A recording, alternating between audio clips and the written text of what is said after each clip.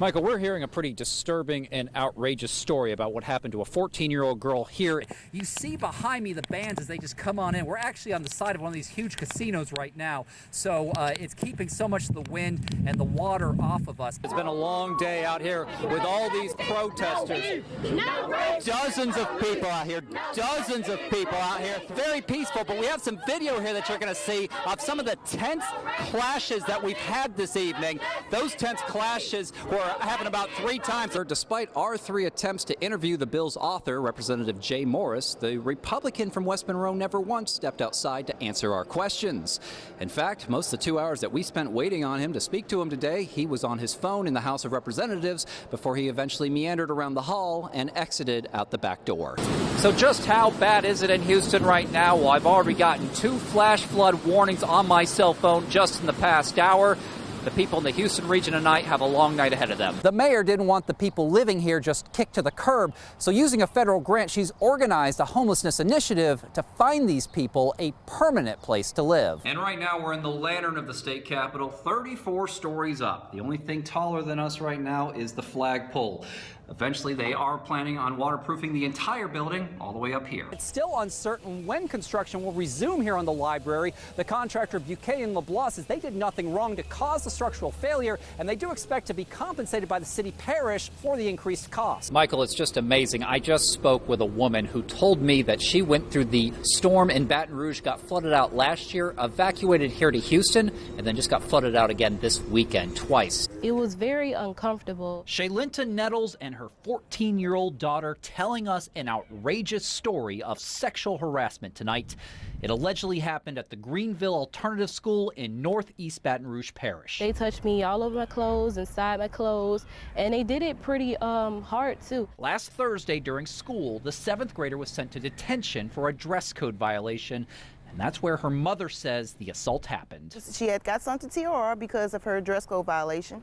And she's been going to this school now, I want to say it's been almost 3 weeks. And upon sending her to TRR, she was the only female in a class of I didn't know how many boys at the time, but she said it had been over 10 boys. One at a time, the boys took turns touching the 14-year-old, holding her down while they grabbed her breasts, eventually pulling her out of her desk. I was sitting down so they couldn't get in my pants, but then they pulled me out of the seat and got in my pants because I wouldn't get up. The teacher, who was supposed to be watching the class, now on administrative leave, was nowhere to be found at the time. I saw papers in his hand, that's all I know, and he left out so much that the boys actually started looking for the teacher. And when he found out they couldn't find him and he was nowhere to be found, then that's when it was like, well, let's do something else. Let's touch a girl, let's have fun. The girl telling us what happened to her here was bad, but it is not the first time she's been sexually harassed in an East Baton Rouge Parish school. I've experienced it before. You've experienced it before. In what way, do you mind if I ask? Usually before, they would just touch my breast and that's it, and just try to run away or something. The 14-year-old was sent to alternative school after getting in trouble for fighting. People used to know me for a fighter, so they didn't want to touch me. And see, what she became labeled at Brahma Middle, she just had became labeled as a trouble student. Yeah. And a lot of times trouble students go unnoticed. So when you try to go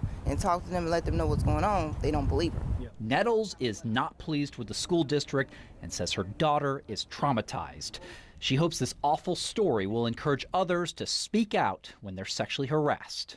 The residents of the Pecan Acres subdivision say they won't be sleeping this weekend. Could be up to 3 inches rain. Cornel Jackson has lived here 3 decades. Her home has the usual comforts and trinkets, but a closer look shows what a house in Flood City looks like. I probably could have, patched things up, but it didn't make no sense. And I had a feeling that it was going to flood again. 17 times her and her neighbors have flooded, a few dozen homes in all.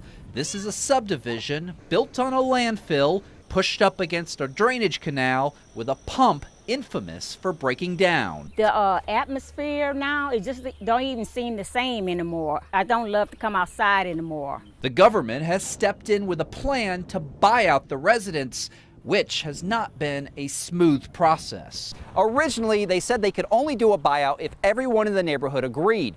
But now state officials are saying they will move forward with this plan, even if there's a few people holding out. Hundreds of dramatic rescues throughout Sunday in the Houston region.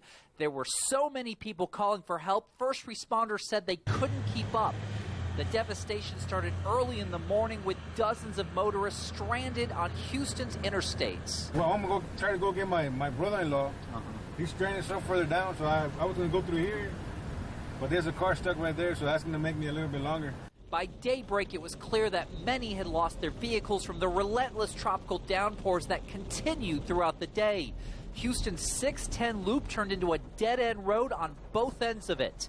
The trapped motorists drove dangerously into oncoming traffic as they tried to escape. The nonstop rain overtopped the bayous, filling up downtown's highways and underpasses like they were a series of swimming pools. A week ago, this was beautiful, cars coming and going, everyone going about their day. Now everyone's on a halt. Water poured into City Hall's garage basement and even took out one of Houston's main TV stations. So how long do you think that door will hold? The human suffering so severe here that volunteers with Louisiana's Cajun Navy are mounting their own relief efforts in the area. Our guys, they didn't hesitate. Just a minute ago I looked, I think I have over 400 messages. I'm trying to respond to as many as I can. It's badly needed as more rain in the coming days is only expected to make things much worse. Montel Sparrow is settling into his new cottage house in South Baton Rouge. This is my bedroom right now. Up until recently, he was living under the North Boulevard Bridge near downtown. Tired of being out there. At times, up to 100 people live here, but that's about to change. This week, a fence is going up around the bridge. We just came up with a creative idea to try to utilize that. Architect Dyke Nelson is restoring the old Entergy site on Government Street. He'll store equipment under the bridge and effectively clean up the area. He's working with developers like Anthony Kimball to revitalize the neighborhood between downtown and mid-city. Have an impact, and leave a legacy of, really changing the neighborhood. This isn't being done without a plan. The mayor didn't want the people living here just kicked to the curb, so using a federal grant, she's organized a homelessness initiative to find these people a permanent place to live. The grant will pay for up to 2 years of rent. It's been ramped up greatly. Silas Thomas, a homeless advocate, assists organizations like St. Vincent de Paul and the One Stop, which are adjacent to the bridge. They have been open to the fact they are going to be receiving housing. It is a little tough on some of them because this is what they know. People in Baton Rouge go homeless all the time. Advocates say 80% are rehoused in 6 months through existing social work. The remaining ones, like those living here, are harder to help, but not impossible. A goose with an arrow through it at the LSU Lakes will make you take a gander. My wife and I like to bird out here at the LSU Lakes, so all I can think of is maybe some kids came out here, instead of joyriding, they were out here taking shots at Canada geese. Using nets, they tried to wrangle the bird. Tried to corral him over here in this area. Goose stepping into the lake, 2 LSU seniors stayed hot on its tail. You're in the ideal shape for goose catching. At this point, it was quite a scene. Animal control seeming unsure what to do. We couldn't really get close to it because every time we got near it, it just flew away. Leading its flock and its would-be rescuers, the determined goose escaped to City Park Golf Course. Well, I'm a foot golfer, and this foot golfing community out here at City Park, there's not a lot of us, but we do have to occasionally run into golfers and geese. There could be a silver lining if the goose folds over. I know plenty of people that would like to make a Mardi Gras gumbo. But the goose didn't seem in the festive mood, eventually flying away with its friends. Tells me he's not hurt too badly, so hopefully one day we'll catch him one of these days and get him some help. St. Louis Street outside the downtown Baton Rouge Library shut down Friday night in preparation for hydraulic lifts meant to stabilize the building still under construction.